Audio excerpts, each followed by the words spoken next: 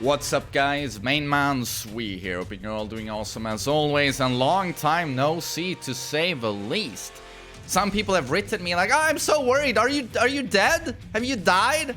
It's like, no, I'm doing fine, I'm not posting to YouTube. And sorry about that, it's been a little bit too long, but you know what I've been waiting for? Do you see anything different with that title screen there? Oh, right, it's... I think that's Tekken 7 Season 4. Oh, your title screen doesn't look like that. You don't have Season 4. Maybe you're just a loser. I'm just kidding. Of course you're not a loser. You're not a huge, massive loser. Trust me. So yes, all kidding aside, I'm sitting down with Tekken 7 Season 4. Big thanks to Bandai Namco for sharing it with me a little bit early, and I'm super hyped about talking to you guys about all of my first impressions of a season. That's going to be a separate video. In this one, I'm just going to talk a little bit about why I've been gone and the channel going forward. I was a little bit waiting for this because honestly, I've said it a couple of times, but Tekken 7 Season 3 kind of overstayed its welcome. I was just not a massive fan of it, just a couple of months in with Leroy's release. It was just a complete mess, if you ask me. And then it's like it only got worse with Fakum Ram, and then seeing that and understanding that with all of the balancing patches we received, it's not like it got that much better towards the end. But I just gotta say, don't you love the music here? The title screen, it's so epic. I love it already. I'm gonna use it in lots of videos.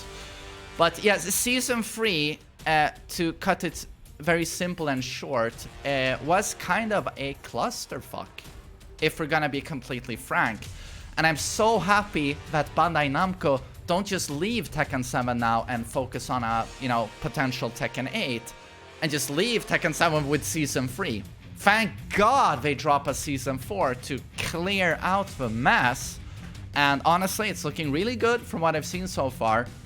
And then we can focus on Tekken 8. Because Tekken 7 for the longest time just has been regarded as this amazing fighting game. And it would be such a shame to have it, to have that legacy completely tainted by an obnoxious Fakum Ram, Leroy, and certain characters just being a little bit too strong.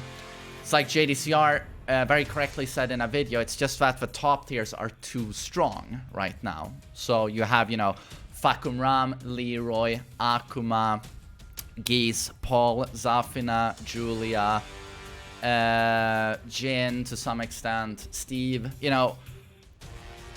a lot of those characters, or probably all of those characters, are just a step ahead of the other, high tiers. And forget about the middle tiers. But again, it's looking much better right now. And I want to stress that during this little Tekken break I had, I've looked a lot at other games. I've always loved Dark Souls 1, and maybe you can tell if you watched my... I've posted some Dark Souls speedruns. A few weeks ago, I posted a speedrun where I beat the game in 36 minutes. I take great pride in that. That was hard to do, but again, I love the game. And Bloodborne and Sekiro are two FromSoft games. Sekiro, I gave it a shot on release and dumped it. I flushed it because I was like, this is not Dark Souls 1. Bloodborne I played years ago and I flushed it immediately. This is not Dark Souls 1. Oh, stubborn main man. I actually gave both of those games another shot. I started with Bloodborne, and when I let it be its own game, oh man, did it grow on me. And now it's in my top 5 games of all time now. That's how much I like it. And that it's doing its own thing. And then Sekiro, not top 5 games of all time, but an amazing game. It's a 9 out of 10 to me. It's not as good, in my opinion, as Dark Souls 1 and Bloodborne. Those games are masterpieces, but Sekiro is an amazing game, and the combat system is just... It has so much depth. It's so incredibly fun to play. And it is the hardest game out of all of those games. So if you're a difficulty junkie, that one will test you to your limits. But I would say so will the DLC of Bloodborne. Orphan of Kos is insanely difficult. And those bosses are approached in a very different way. And that's what I like now about Dark Souls 1, Bloodborne and Sekiro, is that they all do it's their own thing. They have their own identity. So that's why, in terms of FromSoft games, I put those games ahead actually of Dark Souls 2 and Dark Souls 3. Dark Souls 2 being the obvious weakest child of all of those Miyazaki children. Yeah, I guess it's quite typical to say Dark Souls 2 is the worst of the Souls games, but it just seems apparent to me. But what I'm trying to say here is that I have organically and naturally found an inclination suddenly to play other games. I've been so Tekken focused, you know, for how many years? Quite a few years. And I love Tekken like nothing else. It's obviously my big passion, and this is gonna stay the main focus of this channel forever, I think. But what I'm trying to say here is that brace yourself for other types of content as well. I will be streaming more diversity now on my Twitch. So upcoming, I'll be playing Yakuza. I'll be playing Grand Theft Auto 5. I'm a Grand Theft Auto virgin, believe it or not. I've never played a Grand Theft Auto, except for Grand Theft Auto 1 in like 1997 or 96. It was a very, very long time ago. I think that was on PC. Very old PCs back then. I mean, literally.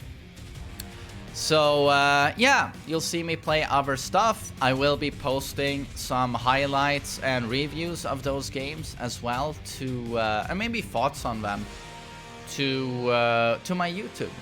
So, yeah, I guess get ready for that. And I hope no one minds. And I've also done a couple of videos, you know, where I talked about some personal stuff. Maybe some philosophy as well, you know, how my outlook on life and all of that. And that stuff I find very interesting, you know, just talking about with friends, even talking politics, history, etc., etc. You know, not claiming to be smart or anything. It's just that I like talking about that sort of stuff. And sometimes I do on Twitch. Some viewer will ask me something personal, and maybe usually I'm quite open and talk about it. And sometimes those talks are honestly pretty interesting. And from what I've seen so far on my YouTube, I've only posted a handful of those, and they've been met with mostly positive reactions. So you can probably expect some more of that as well. And that is what I wanted to share with you today. That I'm still alive, preview of this, upcoming videos. And yeah, I'm just doing really, really well. And I hope you guys are doing excellent. And yeah, some more diverse content on my YouTube. I hope you don't mind. Tekken will still remain the focus of the channel. And I hope you're all doing great, staying safe and healthy, and that you have good things coming your way. So take care, everyone. Take care.